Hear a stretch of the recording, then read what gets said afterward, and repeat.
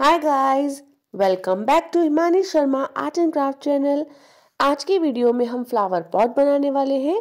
तो यहाँ पर हमने ली है ड्राइंग शीट, साथ ही स्केल, इरेजर, शेडिंग पेंसिल्स और मिक्सिंग के लिए हम यूज करेंगे कॉटन। सबसे पहले हम बनाएंगे बॉर्डर लाइन और फिर हम बनाएंगे सेंटर लाइन। तो पहले हम बॉर्डर लाइन को ड्रॉ कर लेते हैं। हमारा जो फ्लावर पॉट है वो 6 इंचेस का होगा, तो सेंटर लाइन हम ड्रॉ करेंगे 6 इंचेस की।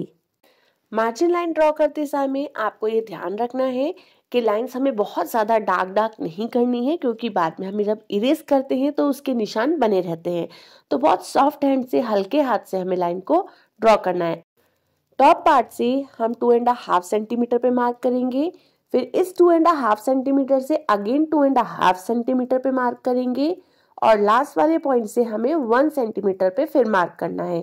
तो हमने 3 मार्क्स यहाँ पर ले लिए हैं। लास्ट बॉटम पार्ट से हमें ऊपर की तरफ 1 सेंटीमीटर पे मार्क कर लेना है। तो हमने सारे मार्क्स कर लिए हैं। सेंटर लाइन डिवीजन के बाद अब हम चौड़ाई जो बनाएंगे, तो टॉप पार्ट पे हम लेंगे 5 सेंटीमीटर की लाइन, तो यानी कि 2.5 centimetre one side and 2.5 centimetre another side, दोनों साइड मिला के हो गई 5 सेंटीमीटर। नेक्स्ट पॉइंट जो था उस पे 1 सेंटीमीटर, तो टोटल हो गई 2 सेंटीमीटर। थर्ड पॉइंट पे again 2.5 centimetre and 2.5 centimetre, total हो गई 5 सेंटीमीटर। और जो 1 सेंटीमीटर का मार्क था उस पर हमें लेनी है 8 सेंटीमीटर, तो 4 centimetre and 4 centimetre both side. ये हमारे मार्जिन्स हैं। इसके बाद हम आते हैं बॉटम पार्ट पे। तो जो 1 सेंटीमीटर का मार्क था वहां पे 4 सेंटीमीटर की लाइन बनानी है, 2 सेंटीमीटर बोथ साइड। और जो लास्ट पॉइंट है हमारा, वहां पर 6 सेंटीमीटर की लाइन ड्रॉ होगी, 3 centimetre and 3 centimetre both side. हम एक बार सारे मार्जिन्स रिपीट करते हैं। 2.5 टोटल 5, 1 1 2, 2.5 टोटल 5 सेंटीमीटर और 4 8 सेंटीमीटर। टॉप पार्ट पे 1/4 अप और 1/4 जो हमारी सेंटर लाइन थी वहां पे डाउन। ये हमने इसलिए बनाया है ताकि हम अपने फ्लावर पॉट का जो ऊपर का ओवल शेप है वो ड्रॉ कर सकें। तो यहाँ पर हम सबसे पहले टॉप पार्ट से स्टार्ट करते हैं। कॉर्नर्स को हल्का सा कर्व करते हुए हमें ऊपर वाले पार्ट को ओवल शेप में ड्रॉ कर लेना है। ये हमारे फ्लावर पॉट का ऊपर टॉप पार्ट हो जाएगा, जो उसका मुंह होगा। तो ये चीज आप अच्छे से कर लीजिएगा। एक और बात है कि कुछ लोग कहते हैं कि आप शीट को टर्न करके ड्रॉ नहीं करो, वो खराब हो जाएगा, लेकिन नहीं, ऐसा कुछ नहीं है। जैसे आपको कंफर्टेबल लगे आप शीट को वैसे रख के ड्राइंग कर सकते हो। तो ये चीज आप ध्यान रखिएगा। अब जो हमने मार्जिन्स लिए थे इसको मिलाते हुए हमें अपने फ्लावर पॉट को शेप देनी है। तो यहाँ पर आप गोलाई में ऊपर से अंदर की साइड गोलाई करते हुए ऊपर 3 लाइंस को मिलाएंगे। तो ये हमारा टॉप पार्ट है, जो फ्लावर पॉट की गर्दन वाला पार्ट आएगा। इसके बाद जो ये 8 सेंटीमीटर वाली लाइन है, इस पर हमें हल्का सा कर्व गोलाई में देना है नीचे की तरफ। इसको ज्यादा नीचे नहीं लाना है, बस हल्का सा कर्व करके ऐसे ही छोड़ देना है, क्योंकि जो सबसे नीचे बॉटम वाला पार्ट है इसमें हमें लंबाई में बनाना है, पर बिल्कुल स्ट्रेट लाइन स्केल से नहीं लेनी है। इसको हम हल्का सा कर्व करते हुए, ये कर्व हमें हल्का सा बाहर की साइड रखना है। दोनों साइड से हल्का सा बाहर की साइड कर्व करते हुए हमने फ्लावर पॉट की शेप ऑलमोस्ट कंप्लीट कर ली। बॉटम पार्ट पे आते हैं। यहाँ पर भी हम हल्का सा बाहर की साइड ही कर्व रखेंगे, अंदर की साइड नहीं मोड़ेंगे। देखिए इतनी इजी हमने फ्लावर पॉट की पूरी शेप निकाल ली। अब जब आप मार्जिन से लेते हैं तो शेप बिल्कुल एक्यूरेट बनकर आती है। अब जितनी चीजें हमारी स्ट्रेट में आ रही हैं उनको हम हल्का सा कर्व करेंगे, क्योंकि जब हम कोई चीज गोलाई में बनाते हैं तो उसकी जो भी जॉइंट्स हैं वो भी हल्के से कर्व में, हल्के से घुमाव में ही दिखाई देते हैं, उसकी लाइंस हमें स्ट्रेट नहीं दिखाई देती। तो ये जो बॉटम वाला पार्ट है इसकी तली को भी हल्का सा कर्व कर लेंगे, और जो सेंटर वाला पार्ट है यहाँ पर भी हल्का सा कर्व जॉइंट दिखाएंगे। ये स्ट्रेट लाइन को हमें नहीं दिखाना है। और जो ऊपर गर्दन वाला पार्ट है यहाँ पे हमें थोड़ा सा डिजाइनिंग करनी है, तो यहाँ पर भी हम हल्का हल्का सा कर्व करके डबल लाइन इसकी कर लेंगे। तो आप तक की वीडियो का प्रोसेस अगर आपको अच्छा लगा है तो आप वीडियो को अभी के अभी लाइक कर दीजिए, और चैनल को अगर सब्सक्राइब नहीं किया है तो चैनल को अभी के अभी सब्सक्राइब भी कर दीजिए। आपके सब्सक्राइब से मेरा मोटिवेशन इंक्रीज होता है, और साथ ही साथ आपके लिए यूजफुल वीडियोस में लाती रहती हूँ। तो सब्सक्राइब करने के साथ साथ नोटिफिकेशन बेल बटन प्रेस करके ऑल पे क्लिक कर लीजिएगा। मेरी सभी वीडियो के नोटिफिकेशन आपको सबसे पहले मिलेंगे। यहाँ हमें स्टार्ट करनी है शेडिंग, जिसके लिए मैं 8B और 10B पेंसिल का यूज कर रही हूँ। सारे मार्जिन हमने इरेज कर लिए हैं। टॉप पार्ट पे जो फ्लावर पॉट का मुंह है वो थोड़ा डार्क रहेगा, और जो शेडिंग है हमें गोलाई में करनी है, स्ट्रेट लंबाई में नहीं करनी है।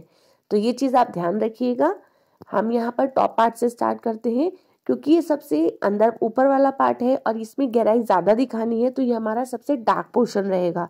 उसके बाद जो हमारी गोलाई दिखानी है, तो शेडिंग को हम जब स्प्रेड करेंगे पेंसिल को, तो आप हल्का गोलाई में ही शेडिंग करिएगा, नहीं तो हमारी शेप बहुत अलग दिखाई देगी सिर्फ शेडिंग की वजह से।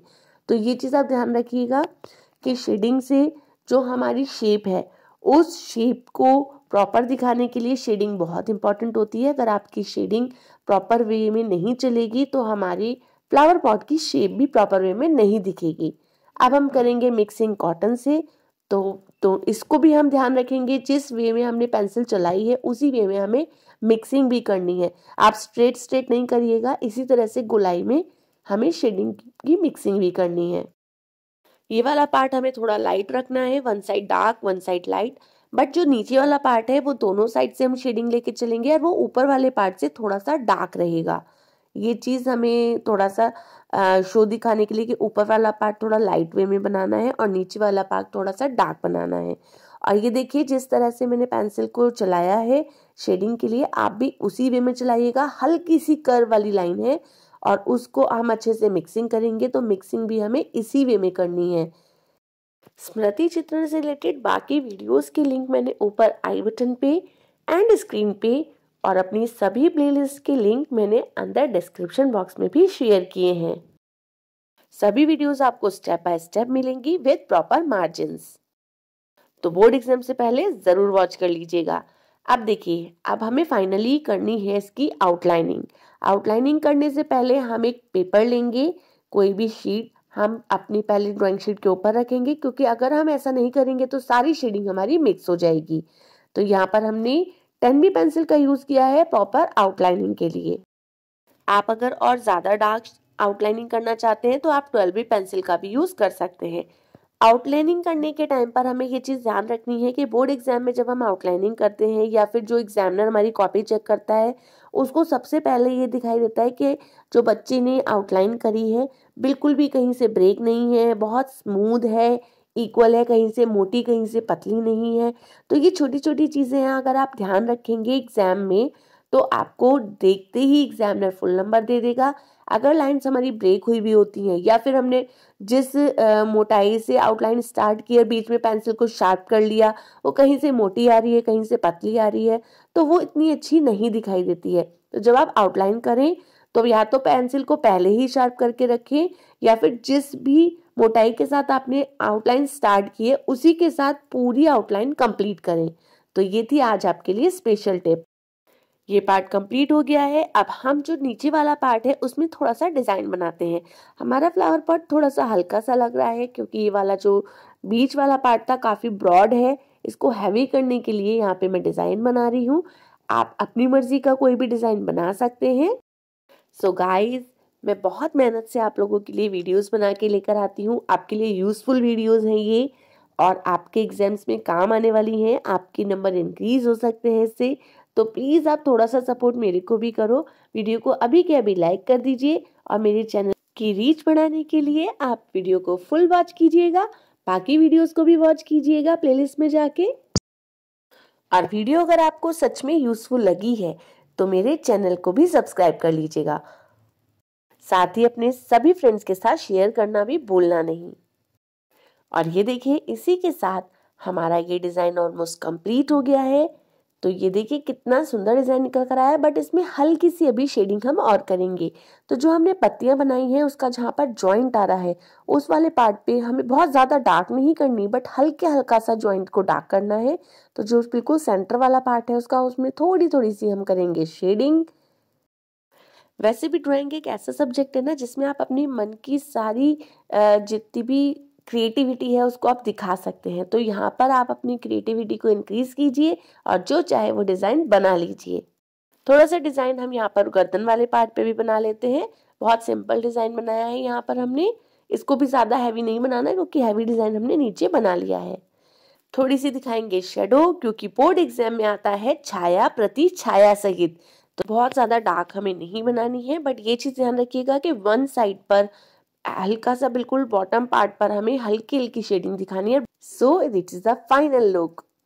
तो आपको ये पॉट कैसा लगा कमेंट बॉक्स में मेंशन जरूर कीजिएगा। मैं आप सभी के कमेंट का बेसब्री से इंतजार करूंगी। और अगर आप चाहते हैं किसी पर्टिकुलर टॉपिक पर मैं आपके लिए वीडियो बनाऊं तो वो भी आप कमेंट बॉक्स में मेंशन कर सकते हैं। नेक्स्ट वीडियो में आपके लिए डेफिनेटली लेकर आने वाली हूँ।